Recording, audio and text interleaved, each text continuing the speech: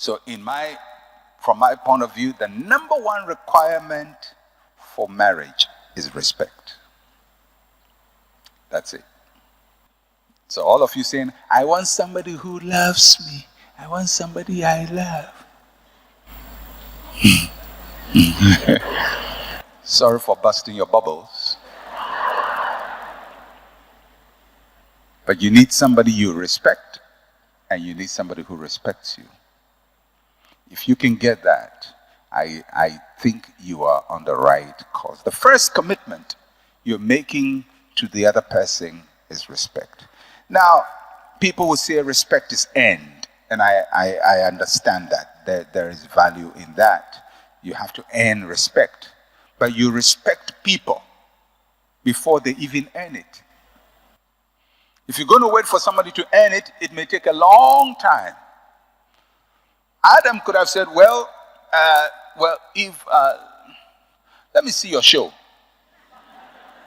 Then I'll decide what to do with it. I will figure you out maybe after 2 weeks from now, or 3 weeks from now, or a year from now. I can size you up. I'll see how you relate to the animals, and how you move about, and how you run, and how you cook. Then I will make up my mind whether you are the bone of my bones or the flesh of my flesh. He made a blind commitment. He made a commitment when there was no proof. But that was based on respect. And the respect was not just due to Eve. It's because he respected the creator of Eve. This is God's gift to me. I have to respect her. I don't know her, but I respect God. And that's very important. The person you respect, you may not know them, but they were created by God. That's God's child. That woman, that man. You may not like the way he dresses. You may not like the way he talks. His English may not rhyme. But God created him. The second commitment you make to the person is attention, giving attention to the person. Giving attention. Exclusivity. Forsaking all others to focus. We are all linked to people. And before we meet the people we must marry, we knew people. But after you meet that person becomes exclusive to you. Your attention, your time is focused on that person. You cannot decide to bring somebody in your life as a special person and treat them ordinary. You have to make some time. You have to pay some attention. And it works both ways. Men pay attention to women. Women pay attention to men. Loyalty. Trust. Generosity. Because one of the aspects of commitment is that you're going to give. You're going to make some generous gestures to the person you're married to. Now, all these things I'm talking about, respect, attention, loyalty, trust, generosity, you cannot be a child, immature, and show respect. Just when I was coming to preach, there was one of the staff members, and he was holding his baby, a nice young girl, probably about 1.5 years or 2 years. And so I went to the child, and I said, "Hey, how are you?" And she just threw my hand.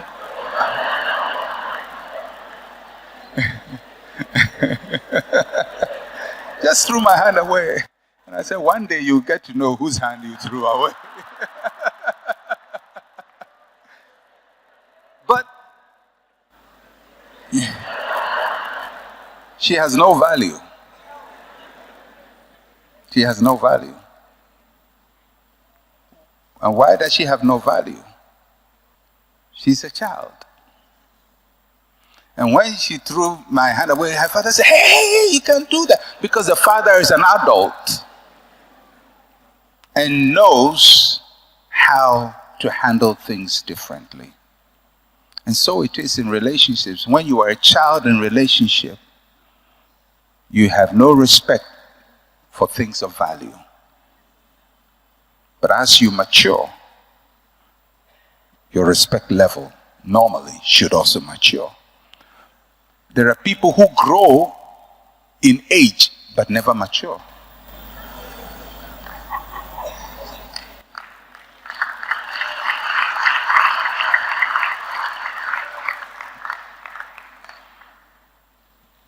Because as you've heard it said many times, growth is natural. Maturity is optional. So far as age is piling up on you, you grow. Whether you mature is a choice you have to make.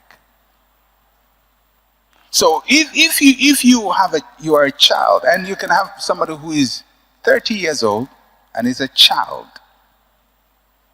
Somebody who is 40 years old is a child. Unfortunately, somebody can be 50 and is still a child.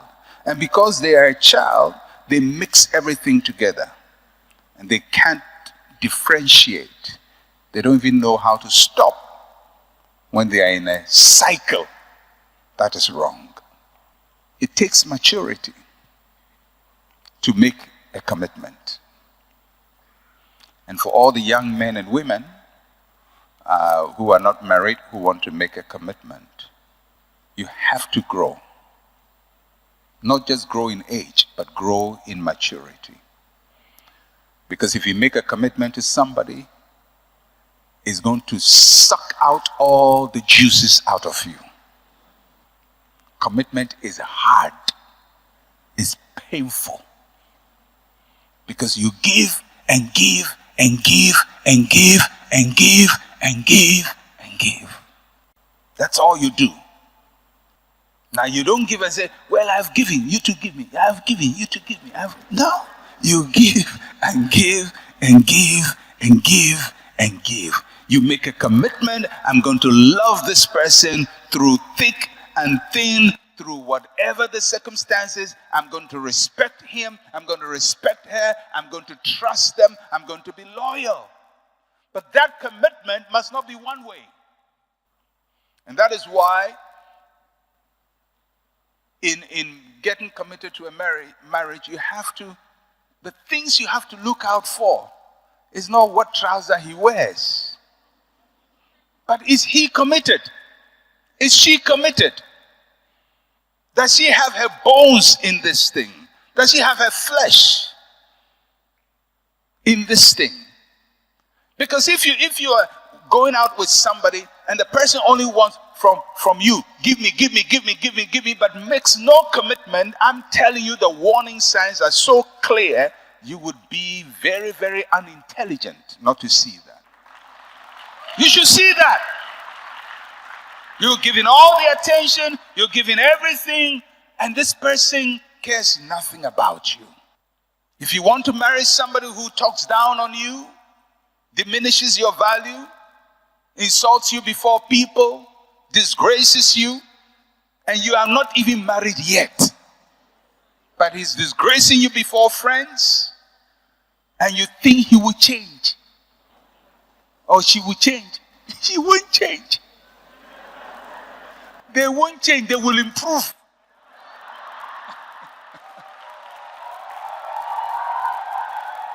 That's what's going to happen.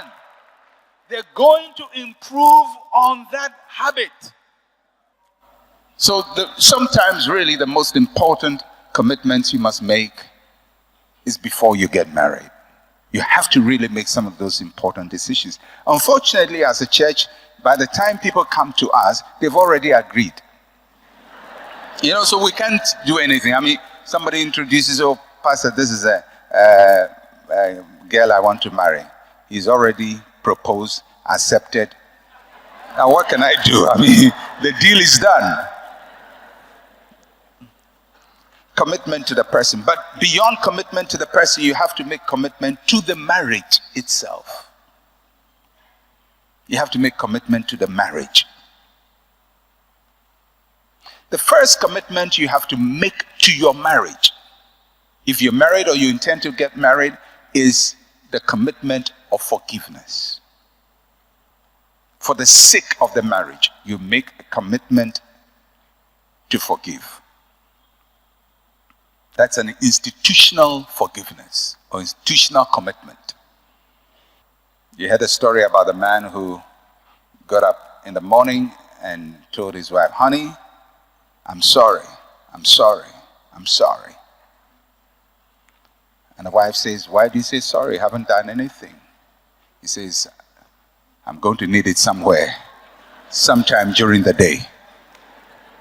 I'm going to need it because I'll definitely offend you somewhere between now and the end of the day, so I'm just apologizing before the deed.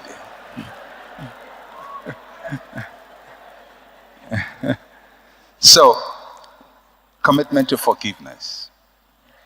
Commitment to forgiveness. Forgiveness is the work of a mature person. Because forgiveness does not reduce your hurt. Forgiveness does not reduce your pain. Forgiveness says, I know you did it, but I choose not to use it to judge you for the next phase that we are going into. I choose to. So what if he does it again? Well, that's what Peter asked Jesus. How many times? Jesus says 70 times 7. You remember what Peter said after that? What the disciples said? They said, Lord, increase our faith. Lord, increase our faith. 70 times 7? We need extra faith. The faith you need to forgive is more than the faith you need to claim a breakthrough. I'm telling you, all the faith you have exercised in life cannot be compared to faith of forgiveness. But forgiveness is good for your marriage. It's good for your marriage. Have I offended my wife? 70 times 7. Has she offended me? I'm sure 70 times 7 times 7. But we are both committed to the marriage. And because we want the marriage to work. And because that marriage has produced children. And because we need to give our children a good example. So the commitment to the marriage is that I'm going to forgive. That's commitment to marriage. If you don't have the capacity to do that, you're going to pile up a lot of offenses in your marriage. And one day, you're going to use it against the other person. You have to make a commitment of sacrifice to the marriage. A commitment of sacrifice. I don't need to elaborate that. It's not for nothing that sacrifice in the Old Testament comes with blood. When they said we're going to sacrifice, they don't march and sing. That's New Testament. But in the Old Testament, sacrifice comes with blood. Because sacrifice will draw blood. There are some people who find it very difficult to make sacrifice because throughout their lives they have been made to feel that people must sacrifice for them. But they never sacrifice for anybody. So they probably got their parents to sacrifice for them, mother sacrifice, father sacrifice, everybody sacrifice. So they are used to receiving sacrifice, but not giving sacrifice. For the sake of your marriage, you have to sacrifice. Sometimes you sacrifice your joy for the marriage to work. Marriage is not for selfish people. Kids are selfish. Little children say, well, what is in it for me? Adults say, what is in it for them? When I was growing up, there were times that our family didn't have food. And I would know that my mother would go to bed with no food, but the little that was left, she gave it to us. And we all know she didn't eat. And she went to bed with no food, but we went with the little that was there. Now, she's a bigger person. She needed more food than us. That's sacrifice. If you ask me to sacrifice for my brother, I won't sacrifice for him. The food has now come, you say I should leave it and give it to him. And what will happen to me if I don't get my food? And don't you know that my stomach will hurt me and I can't sleep in the night? That's children. Children, they don't think about making somebody else enjoy. They want it all themselves. And if you go to marriage and you are a child, you want it all yourself. There's no sacrifice. There's nothing about what does the other person want? How do I make the other person happy? We have to make a commitment to sacrifice. Thirdly, we have to make a commitment to duty. Commitment to duty. Marriage is very hard. All of you who are married, you know that. It is hard. It is like your tooth being pulled out without any anesthesia. I mean, they're pulling the thing without any, is it Novocaine or whatever they call it? Your tooth is coming out.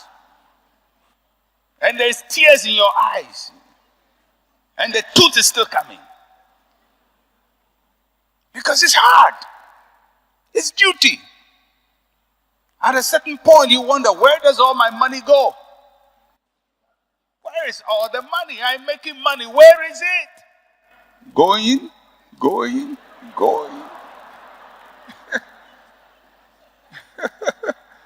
You pay, and keep paying. If it's school fees, you are paying.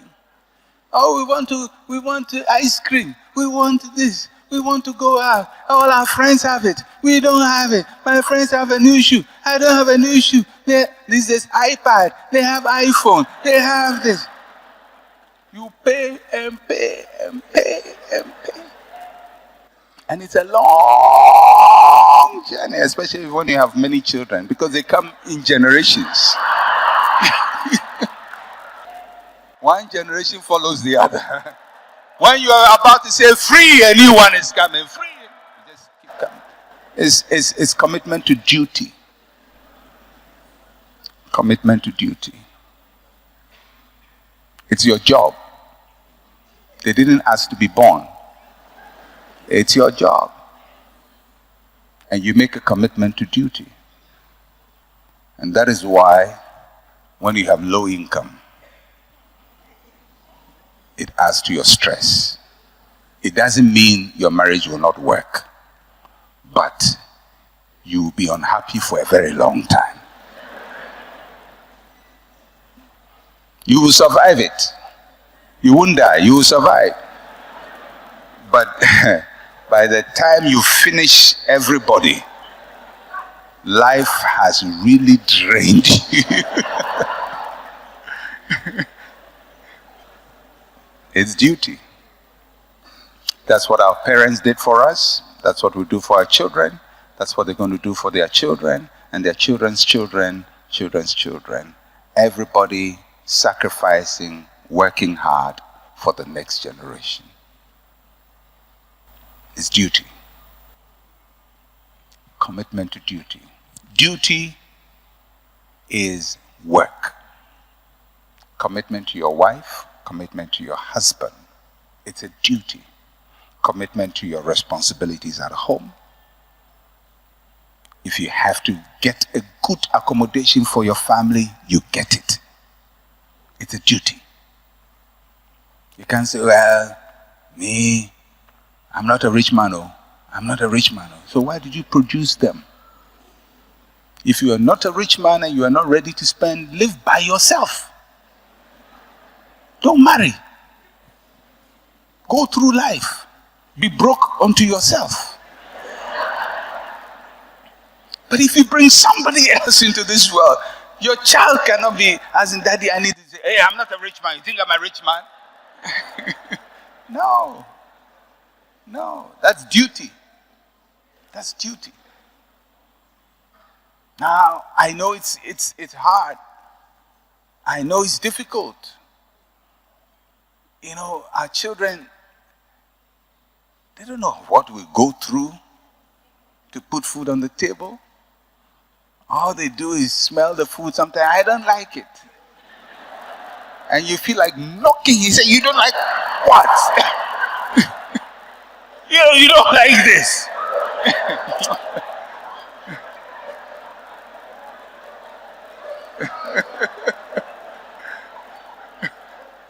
But, it's duty. That's your duty. You brought them to this world. They don't like it. You beg them to like it. Please like it. Please like it. It will be better tomorrow. Please, I beg you, like it.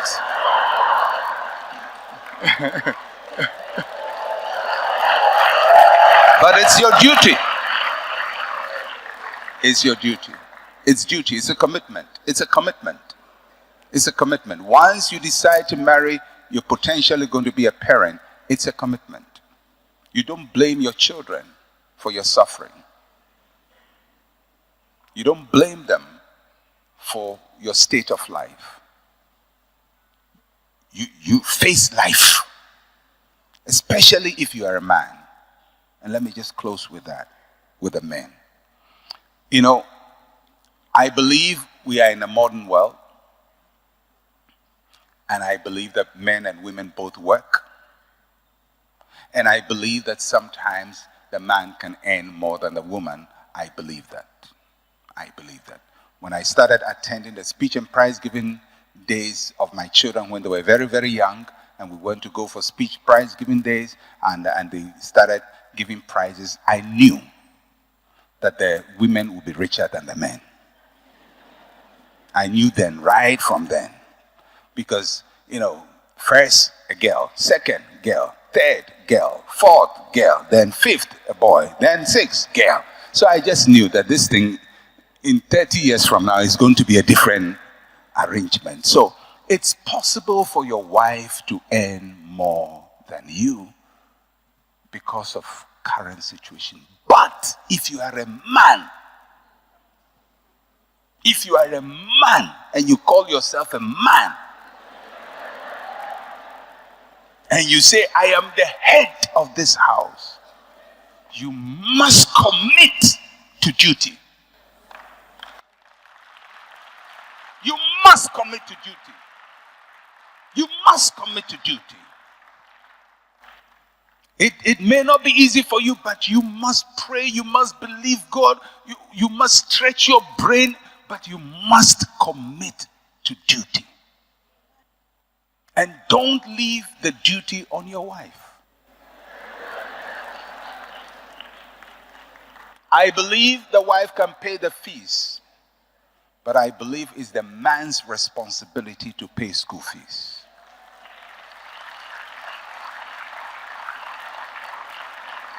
Listen to me, men.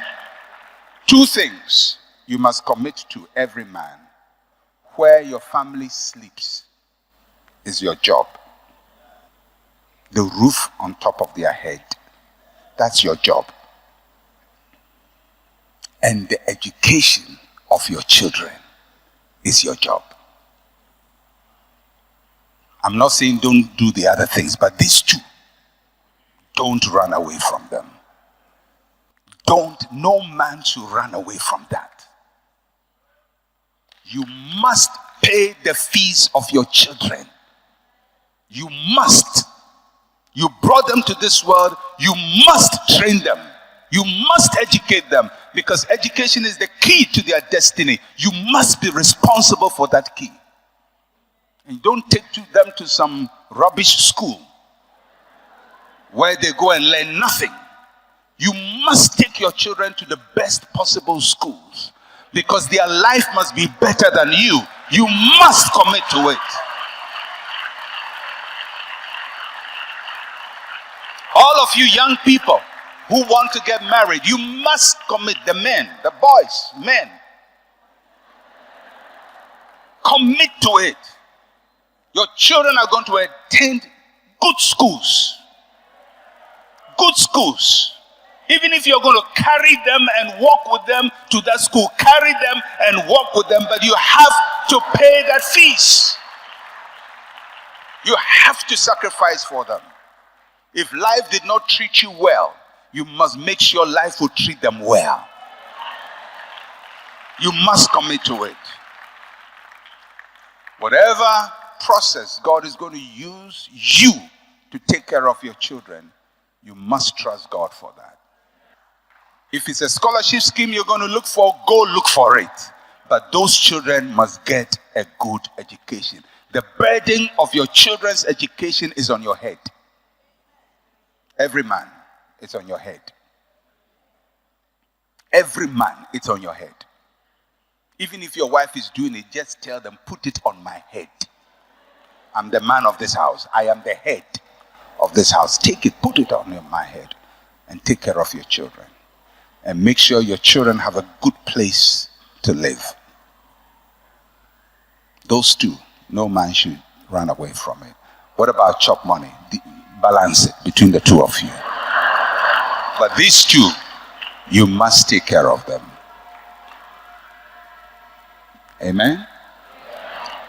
Well, commitment is the foundation for that every relationship.